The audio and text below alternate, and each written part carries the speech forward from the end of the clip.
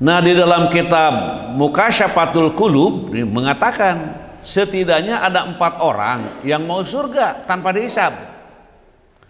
Pertama, orang alim yang mengamalkan ilmunya.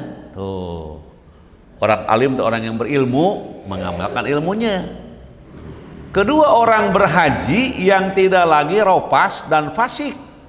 Ropas artinya berkata-kata kotor, dan fasik artinya bermaksiat.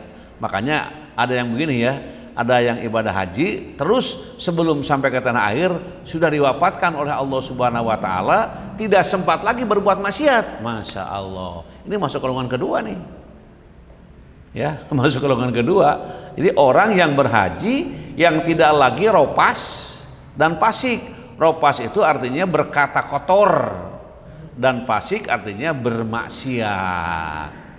Maka suka ada orang yang berdoa atau memohon kepada Allah untuk ingin wafat setelah ibadah haji. Tuh ada yang begitu. Nah, mungkin melihat kepada kitab ini itu golongan yang kedua. Yang ketiga, orang syahid yang gugur di medan pertempuran demi membela Islam. Kalau membela kebutuhan beda ya, kepentingan gitu. Ini mah membela Islam, benar-benar Islam dibela.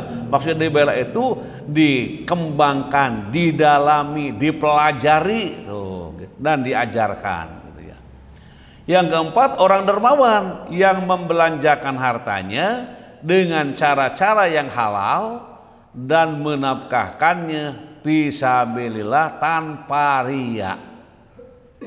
Nah, ini empat orang yang masuk surga. Kira-kira kita ada di mana nih? Pomo, kita di mana? Nomor berapa ini?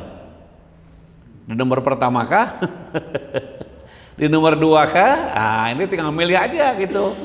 Di nomor 3 kah atau di nomor 4 kah? Nah, dipilih aja. Jadi mau yang mana nih? Atau kita sudah berposisi di mana? Nah, ini yang dikhawatirkan tidak ada satupun. Ini yang dikhawatirkan ya. Ini judulnya tadi 4 orang yang masuk surga, 4 golongan, 4 orang yang masuk surga tanpa dihisab. 1, orang alim yang mengamalkan ilmu. Orang yang berilmu ya mengamalkan ilmunya. Yang kedua, orang yang berhaji yang tidak ropas dan fasik. Jadi sebelum dia itu sampai ataupun umurnya sampai di tanah air, di tempat dia hidup, dia terjaga ropas dan pusuk. Maka ini orang yang calon ahli sorga. Bahkan dikatakan ibadah haji yang mabrur ya, itu tidak ada balasan kecuali sorga. Nah, ini artinya mereka yang menjaga ropas dan pusuk. Al-hajjul mabrur laisa lahu jazaun illal jannah. Jadi bagi haji yang mabrur tidak ada balasan kecuali sorga yang Allah siapkan. Yang ketiga, orang syahid yang gugur di medan pertempuran demi membela Islam. Sekarang kan pertempuran tidak ada ya. Nah, makanya ketika Rasul berperang dari perang Badar yang demikian hebohnya gitu, setelah selesai perang Badar mengatakan roja'na min jihadil asgor ila jihadil akbar. Kata Rasul, kita baru saja selesai melaksanakan perang yang kecil dan akan berhadapan dengan perang yang besar. Perang Badar dikatakan kecil, tercengang para sahabat. Apa maksudnya ya Rasulullah? Perang yang besar itu adalah memerangi hawa nafsu. Jadi keinginan nafsu itu dilawan. Nafsu ini kan bergejolak dalam jiwa, dilawan itu. Kata nafsu jangan tahajud, lawan gitu. Kata nafsu jangan ngaji, lawan gitu. Kata nafsu jangan sholat sunat, dilawan. Kata nafsu jangan infak, lawan. Nah, itu. Jadi itu seorang pejuang, orang syahid, selalu berada di barisan-barisan yang sangat besar manfaatnya di dalam menjalankan ketaatan kepada Allah Subhanahu wa ta'ala.